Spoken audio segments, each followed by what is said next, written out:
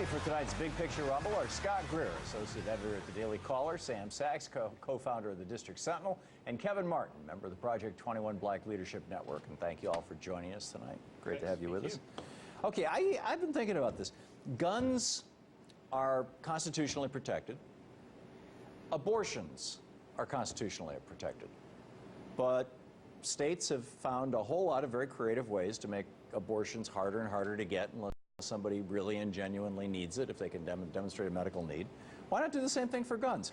Why don't we treat them the same? Let's require men who want to get a gun to undergo the mental equivalent of an ultrasound, to look at pictures of people who've been killed accidentally or intentionally by guns, all those gory photographs. We know now, there was an amazing study that was just published today in the New York Times about that the areas that have higher levels of gun control have lower levels of gun homicides and gun suicides, and in fact all suicides. So, you know, let's show them pictures of suicide by gun. Let's require gun store employees to counsel people who want to buy guns the same way abortion providers are required by law to counsel, and in many cases actually even lie to women who want to get an abortion. Gun dealers and gun stores, let's license them the way doctors and clinics are. They've got to meet, you know, super high standards, you know, like, say, military standards. Well, we don't have an amendment specifically protecting abortion, but that's a whole different zoning. story. It's a whole different... Let's say gun store Second employees Amendment have specifically to... says Well, let the me right finish to my bear list arms. here. Yeah, and the Supreme Court said you have a right to an abortion. They're both constitutional rights. They said it's in the Fourth Amendment. A little bit more important in a historical manner. And also, the same measures are being challenged in court. Let's have gun store employees have to do at least a 2-year program in emergency medicine and psychology, too. I mean, look at these, you know, shooting range murders and things like that. I mean, you know, this is pretty simple stuff. Well, as I was about to say with abortion, these are also getting challenged in court, and these will not hold up in court. What the real problem is we're having mentally ill people or people with severe anger management problems like the individual today with Flanagan, is having access to guns. There is no way, there is no method of preventing somebody like Flanagan, who didn't have a criminal record, who didn't have any mental history prior to this, not attaining a handgun. This is previously, McAuliffe was talking about all these bills about machine guns and shotguns. This wasn't a machine gun or shotgun. This is a handgun. I don't see any way of preventing somebody with gun control, preventing them from getting a handgun. The real problem is how all these mentally ill people are being able to go out and attack. He could have easily committed this crime with a knife or a baseball bat or any other type of weapon that's you do it the same thing as an abortion. You got to demonstrate that you actually he would have still committed the violence. No matter if he had a gun or not, he could have done it with a knife. It would have been a lot harder, and you know, just because it might not have stopped this specific crime, there are numerous crimes that happen across America every day, every week, every month that involve guns that could at least be slowed down, or even if it prevents 1 or 2 or whatever crimes. So what if a person breaks in my home? I don't have a constitutional right to defend myself? Well, you do have a right to defend yourself if you feel like your life is being threatened. So I should have to go through counseling. I should have to go through all this. I should have to get insurance, liability to protect. Yeah, I mean, you have to go through all these things for a number of. I mean, which is those are being held up. Those are also. So you're telling me that if somebody breaks into my house, I should have to have all those things before I pull the trigger? If you want to own a gun. No. Then why? If you want to own a gun, let's just say, why shouldn't he be locked up and counseled for breaking in my house? I beg your pardon? Okay, criminals, they do it all the time. Why don't we license, counsel, and license them to break into people's houses? Why shouldn't they have insurance? They're going out and committing crimes. The point is to make it harder for them to get guns, too, not just to make it harder for the homeowner who's getting broken into to get guns. Most people who break into your house don't even have a gun, okay? So that's a bunch of crap right there. So why don't we license, counsel, and make these guys get insurance when a burglar breaks into your house? I was not talking about burglars. I was talking about the proliferation of guns in America. We have something like 20 times the gun homicide and suicide rate of any other developed country in the world because we've got 1/4 of all the guns in civilian hands on Earth are right here in the United States, and we're only 5% of the world's population. And that's funny. You said the rest of the world, but didn't they, how should I say it?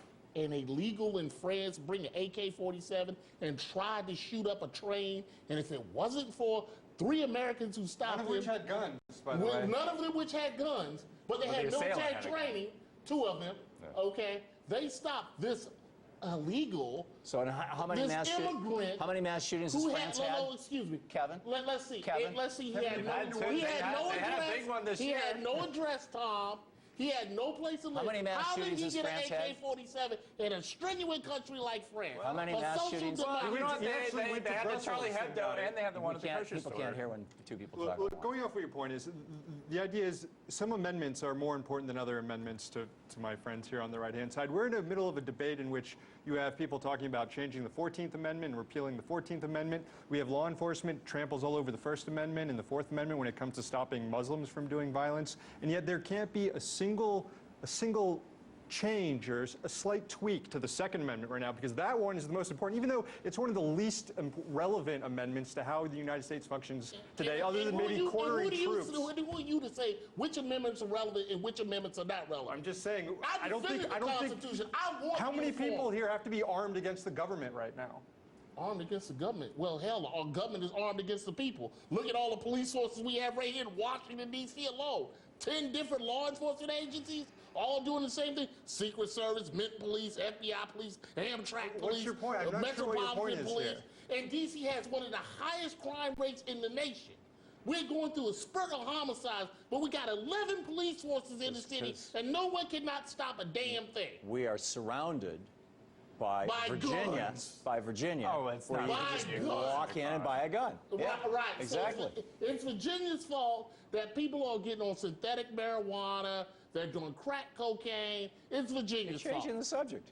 No, you said that's what the police are claiming is driving the crime. If you compare New York City neighborhoods demographically, racially, income. You gonna let me finish a sentence here?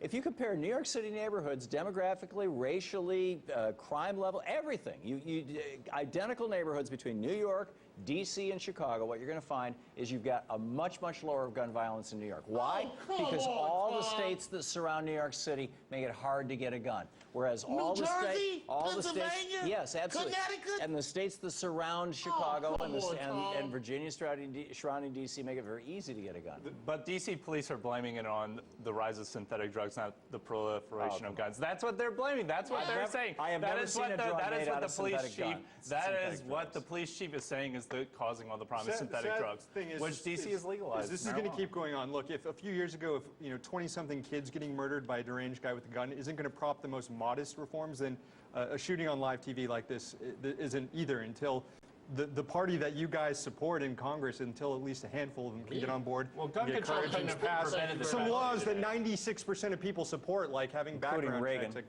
at gun shows. Yeah, whatever happened to St. Ronnie? I mean, he wanted everybody to have background checks. He wanted to do away with weapons of war in the United States. He wanted to do away with clips that held more than 12 people. You guys would have won in 2014 if everybody, 96% of people agreed with you. Yeah, you got a bunch more votes, but Congress has been the districts have been so gerrymandered that even if you get millions of votes, you can't get a majority in Congress. I'm just wondering why Republicans don't agree with Reagan.